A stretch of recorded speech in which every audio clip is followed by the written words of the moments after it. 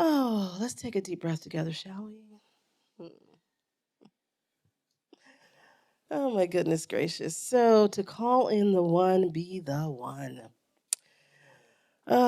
So, one of my favorite quotes, as you know, is the Rumi quote that says, "Your task is not to seek for love, but merely to seek and find all the barriers within yourself that you have built against it." Right? So yours is not to your task is not to seek for love, but to seek and find the barriers you've built against it. Right? And so what Rumi is saying is that love is already there. You don't have to go out and look for it. It's already there. And our job is to get rid of the barriers that's blocking that from being a part of our experience. And here's the thing I find so interesting is, so if you're someone today who has your beloved here with you, or you've called them in already, then just substitute something else in your life that you may desire, right? So what might those other things be? Just yell them out like we like to do. Money, okay? A dog? A dog? Okay. What else? Land, okay. All right. Provision, yes. Peace, yes. Absolutely. A baby, all right. Beautiful. So the beautiful thing is that, so just substitute everything I'm saying today. If you already have a relationship and that's all handled, just substitute whatever you want for that, okay? That's the one you're calling in. So in terms of calling in the one and being the one, Rumi is saying that that love that we desire, that thing that we desire, that peace that we desire, that whatever it is, money we desire, the baby we desire is already here. It's already here. And our job is just to open up to it, to let go of whatever's holding us back, right? And if you think about relationships, which is what I'm going to talk about today, coming out of Valentine's Day. If you think about relationships, here's some reasons why typically you're not able to successfully call in the one. And I know everybody here is a good manifester, right? You're some powerful manifestors. And sometimes there have been things in your life that where you just have not been able to manifest that thing. Anybody have that experience? Yes. So there's things where you just cannot manifest that thing, right? And so when you think about calling in the one, there's three sort of things I see a lot when I counsel clients around this, right? Why they can't successfully do that. So one is holding on to old stories and wounds. Holding on to old stories and wounds. So all of us carry these unconscious beliefs, these untruths from our childhood. Maybe we were told certain things by our parents, or we had certain experiences in childhood. Maybe trauma has shaped us and touched us in some way. Perhaps we've heard or had conditioning from the culture that we're a part of, right? We've had some kind of conditioning about relationships, the viability of relationships, the availability of relationships. Perhaps from society at large, which says certain things like once you get a certain age, it's too late, right? Once you get a certain age, and for women, once you get a certain age, you hit the wall, it's too late, right? There's all kinds of societal messages that we have and stories that then we make from that. And if we've had a few experiences that reinforce those unbeliefs, those untruths, if we have experiences that reinforce that, it becomes a big fat story that says, I'm not lovable because, I can't call in the one because, it is too late, I am too old, I am too this, all the stories we make up, right? This doesn't happen at this point in life. This doesn't happen when da da da da, whatever, fill in the blank, right? We all have these old stories, these wounds from the past that are part of the blockages that we have got to let go of, right? That we've got to let go of. Catherine Woodward Thomas wrote this book, and I'll share this with you. This great book called Calling in the One. It's a really great book if you're looking for one to call in a relationship. It's called Calling in the One: 7 Weeks to Attract the Love of Your Life. And yeah, it's an amazing body of work. She's worked with thousands and thousands and thousands of people. But she has this great quote that says, "If we do not transform our pain, we will surely transmit it." Right? If we don't transform our pain, we will surely transmit it. Right? So she's talking exactly to these old stories that run us, these tapes that run us, these untruths that run us. And what we know is absolutely true is that the law of cause and effect says whatever we put out there, right? Whatever story we believe in, whatever we put out there, that is what's coming back, right? That's what's going to come back as the experience. And so our opportunity is to get really centered in the absolute truth of our being, that we are whole, perfect, and complete, that we are children of the divine, that we are the most beloved of the Most High, and we are deserving of love, a baby, more money, whatever it is we desire, right? We're deserving of that. One of the other things I see where people have trouble calling in the one, whatever that one is there's an essence or a thread in there of seeking completion outside of the self, right? So if I get this thing, this relationship, or this person, right, or this job, or this whatever, if I get this thing, it will complete me, right? If I get this thing, now I got it going on. Now I'm all together, right? If I get this thing. And that's coming from a place of of being out of alignment with spirit, because what you're saying is I'm not whole, and so I need to get this thing in my life so I can be whole, right? And so what the law of cause and effect and what the law is hearing is you're not whole, you're not whole, you're not whole. And so you attract people in who reinforce that you're not whole, right? You can call in a relationship, but you're attracting in people who are in experiences that are reinforcing that you're not whole. Yes? And is this resonating with anybody? Yeah. So here's the thing: when you are feeling unworthy or feeling incomplete, and I've talked over the last few weeks about inspired action, right? Or divine right action. It's so important the consciousness you're coming from. Because if you're coming from a consciousness of being incomplete, of needing something to complete you, then that is what you attract at that same level. You can't attract wholeness from that, right? And there's a spiritual principle called the law of divine wholeness that says that we are already whole. We are already perfect. We are already complete. We are made out of the all that is, right? We are made out of the all that is. And so we are already having those qualities within us. And that is exactly what Rumi is saying. We don't have to run around and look for love. It's already here. It reminds me a little bit of the Wizard of Oz, right? The Wizard of Oz, where Dorothy goes on this incredible odyssey, right? This journey, looking. What is she looking for? I can't remember the story. Why does she leave? She's looking for home, right? Right. So she's looking for home, right? And she goes on this incredible journey, and and she has these three guides who come along: the Tin Man and the Lion and the who? Scarecrow. Thank you. I have not seen this movie in quite some time. It's like, thank you, God, for putting this thought in my head that I don't have all the details on. Did not plan on talking about this. Uh, thank you. Yes, yes. This is audience participation. Okay, you have to help me give this talk. But yeah, I just had this image of the Wizard of Oz, and Dorothy is on this incredible journey to find home, and she has these guides, and she has this massive adventure, and all of this yearning and trying, right? And she finds the wizard who's not, once you pull the curtain back, it's like, huh, meh, right?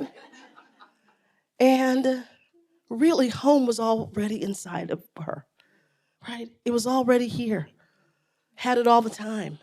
And that's the whole point with this calling in the one. You have to be the one, right? You have to know that you are the one. Yeah. Seeking completion outside of the self. Hmm. The third thing I see a lot with calling in the one is, in having trouble doing that, is that you're not fully embodying what it is you desire, right? Not fully embodying it, right? So many times, have y'all ever done in the past like that whole list, like make a whole list of qualities you want your partner to have? Remember that? For those of you who are ever looking for a relationship, yes. So you have this list of qualities that you're writing out that you want someone to have, and then the question becomes: are you cultivating those same qualities within yourself? Right? Are you cultivating those same qualities within yourself? And if you're in a relationship right now and there's some things you want to be happening differently in that relationship, or you want a different experience in that relationship, it might be worthwhile to ask yourself, okay, the qualities I want my partner to have, and do I have those same qualities towards myself? right? Because you may be giving love to your partner and attention and respect and nurturing to your partner. And if you're not receiving it back, ask, are you giving those qualities to yourself? Are you doing that for yourself? Because otherwise, what's happening is you're asking someone else to do something for you that you're not doing for yourself, right? So you're not embodying what it is you say you want. Are y'all following me? Yeah? So if there's some things you want to transform in your relationship or you want to level up, this is a good time to look at, okay, what is the experience I want to have here?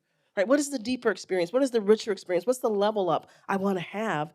And am I doing that for myself as the one? As the one. So these are some of the things that keep us sort of off center when it comes to relationship or anything in our lives. It can be a job, it could be a friendship, it can be a business partnership, but it keeps us off center. And so here's some mindset shifts that will help you really shift into being the one to call in the one. So the first thing is you got to heal and release the past, right? You got to let go of the past. Let the dead bury the dead. Let the dead bury the dead. Whatever has happened in the past, whatever trauma, whatever drama, whatever falsehoods, whatever pain, whatever joy, it's time to let it go. It's one of the barriers that you've got to get rid of in order to have the experience of the one in your life, right? So begin to take a survey and look at, are there some old beliefs, some old stories, some old people, some old attachments? Are there some things that it's just time to let go of? It's time to release it because it's in the past, it's over, it's done. Especially when it comes to stories and beliefs that we have about ourselves that are absolutely false, right? It's time to let it go. Hmm.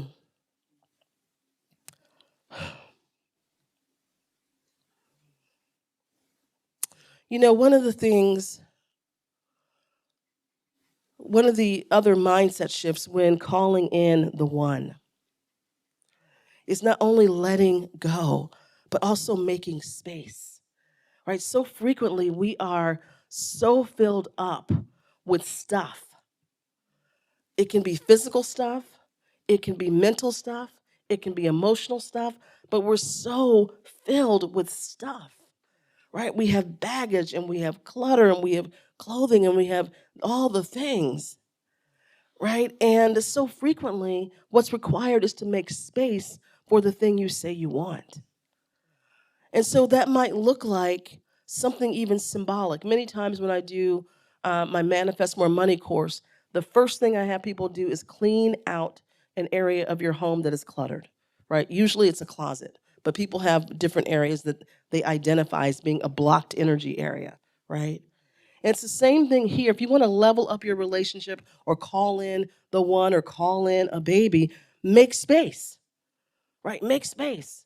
So, right now, take a deep breath and just close your eyes for a moment and get a sense of something in your world, your physical world, that is cluttered, that is filled up, that has debris in it, even energetically, right? And so, what is important here is to really get a sense of where is this? Is it your garage? Is it your home? Is it the junk drawer? Is it the closet? Is it the bathroom cabinet? And wherever it is in your physical space that's coming up for you right now, just take a mental snapshot and open your eyes. And so, what I invite you to do this week is to go home, whatever, everybody get an area that popped up for them? Okay, that's an energetic center that is asking you to clear it out, right? To clear it out, to make space for that which you desire, right? To make space for it. Because you can't, if there's no space, how can that relationship, that the money, whatever it is you desire, how can that come forward if there's no space for it? Right? If you were to order some furniture right now for your house, right? If you were to order something new for your house, new sofa, let's say, you would have to go into your living room, I assume, and you would move that sofa. If you're me, you might have two sofas, but other people might move a sofa out, right? You're going to move a sofa out. Because you're going to make space for that new item to come into your home. It's the same thing here, right? And so right now, whatever area came up for you, I want you this week to go and clean that area out, right? To create space. It's a way of saying to the universe, you're creating space for that which you truly desire. Can we make a deal on that? Okay. So once you make space, then it becomes easier to become a vibrational match for what you desire. Bless you.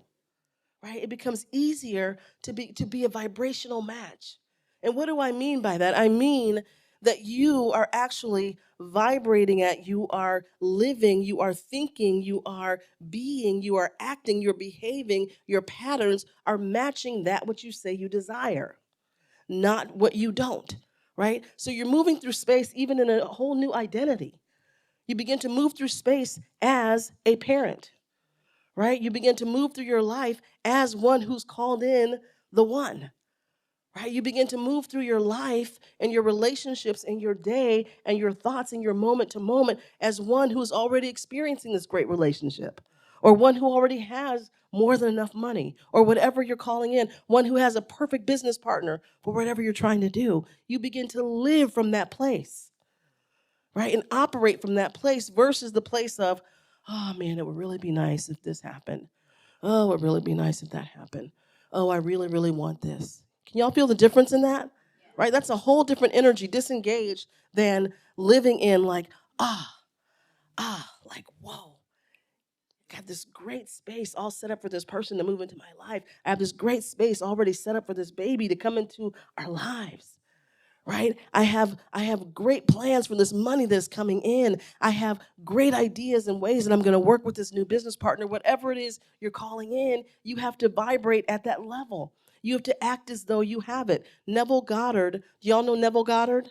Right? So Neville Goddard is a New Thought uh, philosopher and genius of practicing this stuff. And he has what's called, he calls it the law of assumption, right? And what that means is he's saying, assume that that which you desire is already a part of your experience. And assume that it's already a part of your experience and behave in that way, right? It's called the law of assumption, right? And that's how you become a vibrational match for whatever it is that you are bringing into your world. And the last thing I want you to do, if you are trying to call in the one, whatever that one is, or take your current relationship to the next level, stop looking around and start living your best life, right? Start to live your very best life. Right now, start to live the life of your dreams. Whatever it is you truly desire, that which makes your heart sing, that which ignites you, which lights you up. Start to live that now. Don't wait. And with everything going on in the world right now needs each of us to be living full out, right? Living with joy, finding places that we love, doing things we love with people we love. Right? So, whatever that looks like for you, begin to live your life fully. Do not wait. Do not wait. So, if it means you want to play more golf, like my friend who brings me golf balls, if you want to play more golf, play more. I hope that's okay, Bettina. Okay. Every Tuesday, right. Right. Or you want to move to another part of town or somewhere else you've always wanted to live, or you want to travel more, right? Or you want to go out with friends more or find ways to connect with more people. You want to do things that build community. Whatever it is that brings you joy, you want to take a painting class, right? You want to, whatever it is that will bring you joy, start to live your life in that way now. And do not wait. And here's why. Right now, with everything that's going on in the world, with everything that's going on in the world, with all of the constant onslaught of news that is can be frightening or nerve wracking, certainly, right? Nerve wracking, anxiety inducing, right? If we want to call in a different world or call in a world where that's not happening, we got to begin to practice that. Right? So instead of living in the moment to moment anxiety and fear, moment to moment freaking out, moment to moment, right now, let's call in the world that we want.